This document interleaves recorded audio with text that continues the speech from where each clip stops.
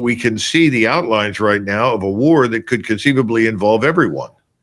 Right now, it's very clear that the Israelis want to do in the West Bank of Palestine what they've done in Gaza. And they've already done in southern Lebanon, effectively, what they've tried to do in Gaza. They want to drive the people that live in these areas out completely. So you have to bomb and destroy most of their living quarters, because if you don't do that, they may be tempted to come back. So it becomes a scorched earth policy all the way around. That has awakened the sleeping public, or the sleeping Arab street, if you will, on a scale that I don't think people in the West have any appreciation for. You know, the Egyptians have already said, you know, the Israelis want to drive all of these people ostensibly into Jordan. That's the nearest waypoint for the Palestinian Arabs, and that's Israel's view. So as they drive, if they kill or drive these people towards Jordan, that means war with Egypt. The Egyptians can't allow that to happen. The Jordanians are already overwhelmed, but they've got 11.2 million Palestinians living in Jordan. They're not going to sit quietly, and Abdullah may not be able to contain the explosion there.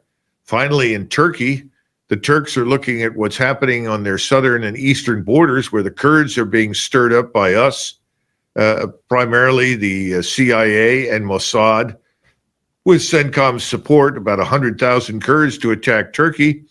The Turks are ready to declare war, go down there and clean them out. And at the same time, they've got enough forces they can turn on Lebanon and move into Lebanon, because they don't want this steady stream of millions of refugees from Lebanon moving into their country. And that puts them essentially at war with Israel. And we saw recently that the Egyptians and the Turks, their general staffs, met in Turkey. There's readiness now for cooperation between Egypt and Turkey, which in the past has been really impossible because of the Ottoman experience. So I think the Turks could be involved on the Egyptian front, helping the Egyptians against the Israelis, while at the same time closing in from their side. We haven't even mentioned Iran. And of course, attacking Iran and spreading this war, proliferating it, is going to make it all that much worse. And Syria, of course, is effectively a Russian protectorate. This brings Russia into the equation, because the Russians are not going to allow the Israelis to destroy Syria. The bottom line is everyone in the region is aligning against Israel. And Israel is also going to be up against Russia. And we know that China has said they will assist Iran in guaranteeing its sovereignty.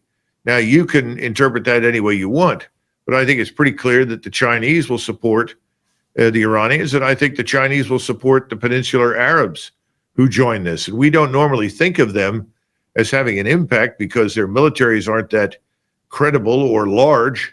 But as we've talked before, Dan, Saudi Arabia and the Emirates could easily dump all their remaining U.S. treasuries and pull their wealth out of the United States banks. Well, and speaking of Saudi Arabia, along all those things you just said, to what level of concern do you have that Saudi Arabia and Iran, which had been very embittered enemies for quite a long time, for many, many years, decades even, now all of a sudden they're having military cooperation and also diplomatic cooperation? Is that part of this storm? Oh, absolutely. No question about it. The Crown Prince MBS, Mohammed bin Salman, made it abundantly clear that they consider Iran as a sisterly Islamic republic and that they're not prepared to stand by and watch it be destroyed. And they've warned Israel not to attack it. And by implication, that warning is to us. So I think we're facing a storm in the sense that all of these countries have military capabilities, some more than others, different kinds of capabilities. But they also have alternative sources of power, what we normally refer to as soft power. Only that soft power can be very damaging, particularly the financial end of it and the economic end of it. So the question is, what's going to happen to the next administration? How do they handle this? Do they simply step in and pick up where the Biden administration has left off and send us into a major war, which we're not prepared to fight, that will involve Russia and China, at least on a regional basis? And of course, remember, I wrote all of this before the announcement was made by President Biden that the Biden administration along with its British and German and French allies, are going to release Scalpel and Storm Shadow cruise missiles, and they ATACMS to the Ukrainians. And this is not going to help the situation in the Middle East. You know, what happens in Ukraine doesn't stay in Ukraine. If you're a Russian, you're looking at a threatening situation to Russia and Russian interests in both Europe and the Middle East. Then that gets us back into the situation here about what the incoming administration is going to be. And there have been a number of, and this is, I think you sometimes refer to it as the uniparty. We see lots of, certainly the current administration just gives absolute deference to Israel and whatever they want to do. But there's a number of folks that are otherwise on the right in the conservative side that have also been voicing a lot of comments about how they're going to support whatever Netanyahu wants to do. And that brings me back to your article here. I wanted to highlight something else here because you said something I think is absolutely vital that needs to happen in the Nixon administration, which definitely is not in this current administration. And that is to answer some vital, critical questions. What is the American purpose in waging war against Iran? Should we get drawn into one? Is Washington's purpose to destroy the Iranian state, to destroy its capability to wage war against Israel, to eliminate Iran's development of nuclear capacity, or to decapitate the Iranian state in the hope the Iranian people will overthrow their national government? And I think that last part is at least a theoretical hope to some. But do you see anybody even asking these questions? Because so far, all I've seen is the emotion of we hate Iran. No, I think that's right. And if you go back to Naftali's comments on the head of the octopus, if you want to kill the octopus, which has its arms all over the region that are threatening to Israel, then you have to kill the octopus, chop the head off, destroy the head. I think from the Israeli standpoint, they just want to see as much damage done to Iran as possible, on the assumption that that will somehow or another prevent or deter any development of a nuclear weapon, when in fact I think the opposite is true. Anyone who looks at what's been happening in the region and what the Israelis have done, what we have done in Iraq and Syria, Libya later on, and now in Yemen, everyone will want a nuclear weapon as a means of deterring us. So our hostility to everyone, along with Israel's hostility to everyone, is actually the catalyst for the nuclear weaponization of the region. But nobody wants to say that in the United States. It's all that we're back to this chicken and egg thing. Well, they started this, or they're evil and they're bad and we're really good, and therefore whatever they do is wrong and whatever we do is good. It's ridiculous nonsense. We all know that this goes back to 1947 and 48. The issue right now is, what can we actually do? Can we decapitate the Iranian regime? I don't think so. But there are a lot of people in the Air Force who think it's eminently possible. But then the Air Force thinks usually on any given day that it can do everything. And it very rarely performs to expectation. In fact, I don't think it ever does, because it's part of a larger effort as opposed to a single approach. So I don't know what the real purpose is other than destroy Iran. And this is a nation of 100 million people.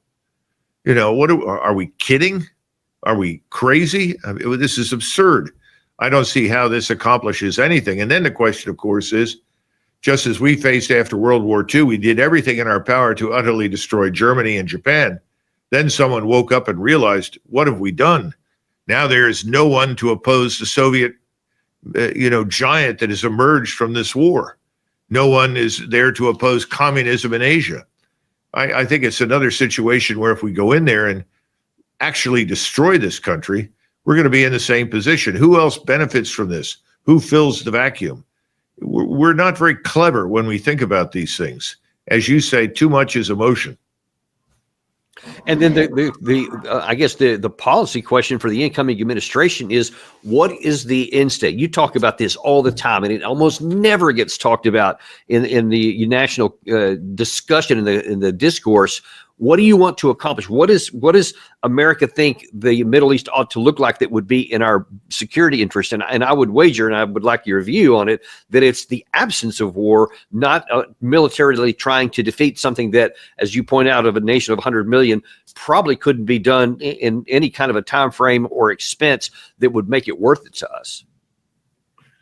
I think since 1991, the unspoken truth, Dan, is that we're trying to make the Middle East and much of the world safe for Israel.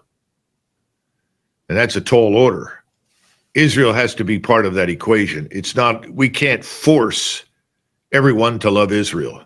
We cannot kill everyone who doesn't love Israel. This is the problem that has always confronted us. The Israelis have to play a role in this. Now, after 73, they did. They reached an accommodation with Egypt. I think that accommodation is now being destroyed. But I think that was very successful and very positive.